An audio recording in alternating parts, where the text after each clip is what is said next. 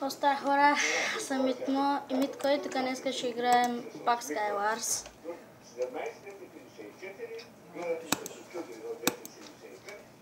Skywars F2.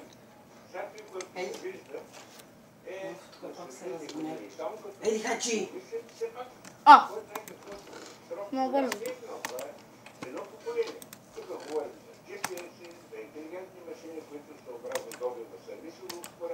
Тук лък, аз не бях. Не. Да е. Пускай ще ме ендерперва.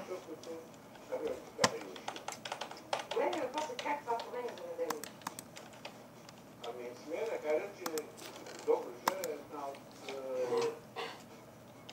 тези части на България, която е с най-напредното земеделие. И преди 2 години тук водехме една група от 15 немски най-добри избрали фермери на Германия. И те ахнаха, се гледаха полетите, които показваха малко постижението, дълги до 800-900 кг на декар. Притягат крава с 8, 6. Опа! Чакай, ще взема каската. Яйто. Яйто и... Буп! Тоест не е обрал нищо.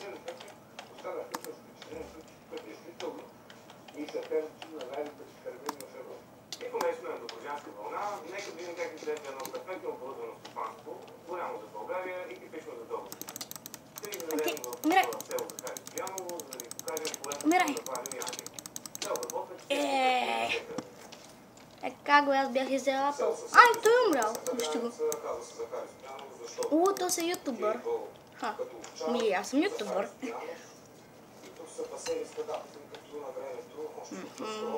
Сега ще лагне, естествено. Чакайте. Така. За съжаление, това няма поведение на полето. Такъв сезон просто... Айде бе.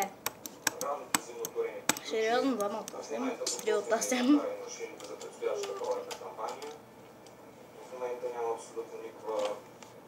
Да, тук на този мап. Добре, сега вече съжалявам, че не дадах IP-то в предишния епизод, но сега ще го дам. Ама ако падна долу... Я! 70 секунд. Пет от 8.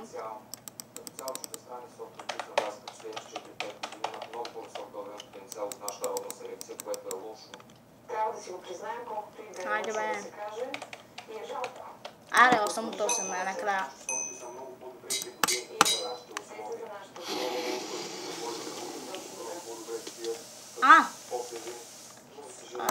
Опа. Окей. Опа. А тук потенциалът какъв е на този сорт? Какво очакваш като добив? Бутушки нямам.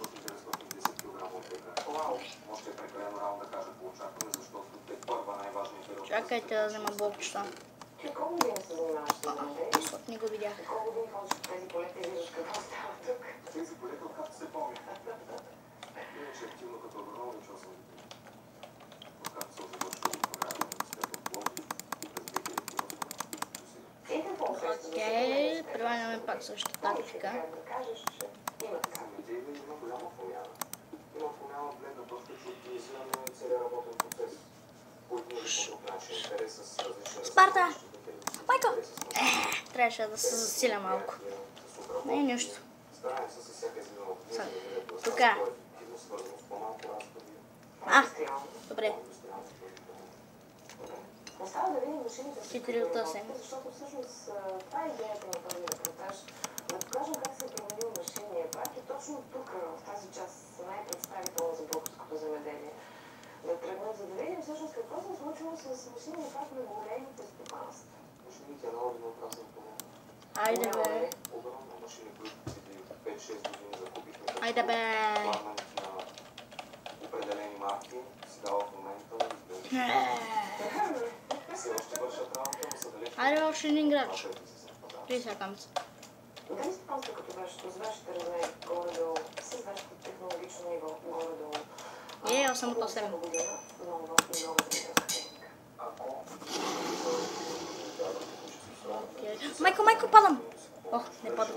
Това е добре. Добре.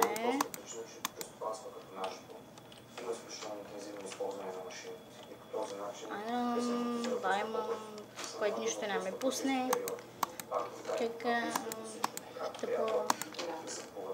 Не е тъпо. Влязам се по малко и пускаш, Добре. Ага. Добре. Майка ми. Така.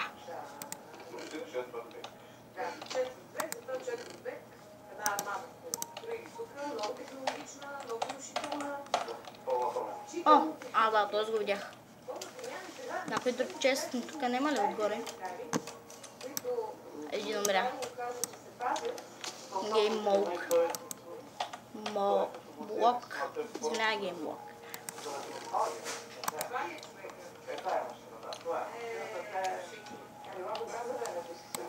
Ап. Ап. Добре.